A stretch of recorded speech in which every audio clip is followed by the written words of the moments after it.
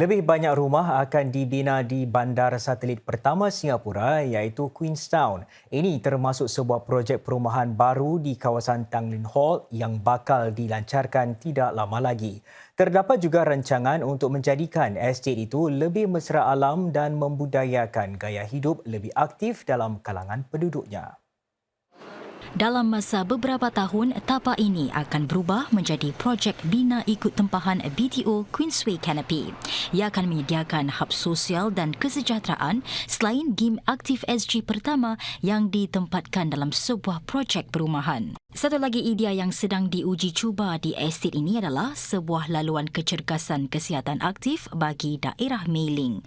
Ia akan mewujudkan laluan bersenam yang menghubungkan pelbagai sudut kecergasan di kawasan tersebut. We don't really have access to, big nature parks like, we do. So I guess green spaces offer this type of respite closer to our homes. Dalam usaha mewujudkan persekitaran yang menenangkan, kebun-kebun terapeutik sudah pun direka bentuk menggunakan kaedah berasaskan sains. Ruang-ruang itu akan lebih terhubung menerusi laluan berbasikal dan menyediakan tempat rehat terbuka. Ramai penduduk tertua Singapura tertumpu di estet Queenstown. Maka itu, ia akan menyediakan lebih banyak kemudahan mesra warga emas untuk menggalak penuaan aktif serta tanjakan atau ramp bebas hadangan. Meski mengalu-alukan pelbagai kemudahan baharu, para penduduk turut berharap sesetengah ciri unik kejiranan itu dapat dikekalkan. I think there are few elements in Queenstown that always stand out. First, some of you have given us some significant architecture or landmarks of icons of Queenstown that you all want preserved. To the extent possible, HDB will weave them into the new development. Kenangan serta warisan kawasan kejiranan ini akan dipelihara melalui kaedah seperti menggunakan semula beberapa blok di estet lama Tanglin Hall. Para penduduk juga boleh melukis mural pada dinding-dinding untuk mengabadikan pelbagai peristiwa penting Queenstown. Perbadanan Pembangunan Sentosa SDC berikrar untuk menawarkan peluang pekerjaan yang saksama bagi golongan kurang upaya serta keluarga bergaji rendah yang tinggal di flat-flat sewa.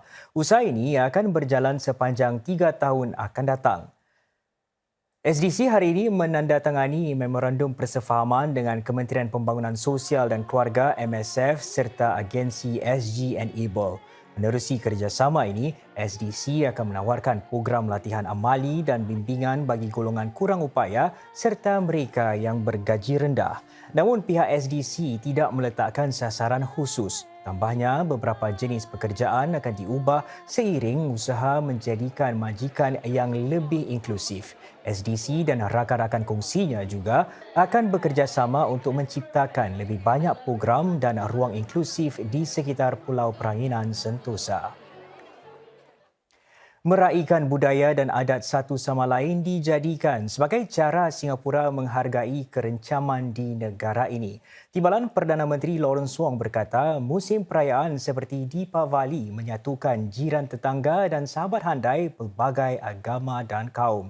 Di acara merasmikan penyalaan hiasan lampu Deepavali di Little India sebentar tadi, Encik Wong turut mengingatkan masyarakat tentang golongan yang kurang bernasib baik.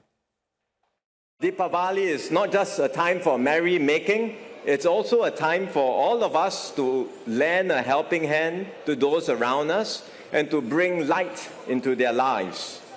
So I'm glad that Lisha has partnered the Hindu Endowment Board and its supporting temples to raise funds for the President's Challenge. Lisha has also collaborated with Cinda through Project GIFT to raise funds for the needy and to engage our isolated seniors.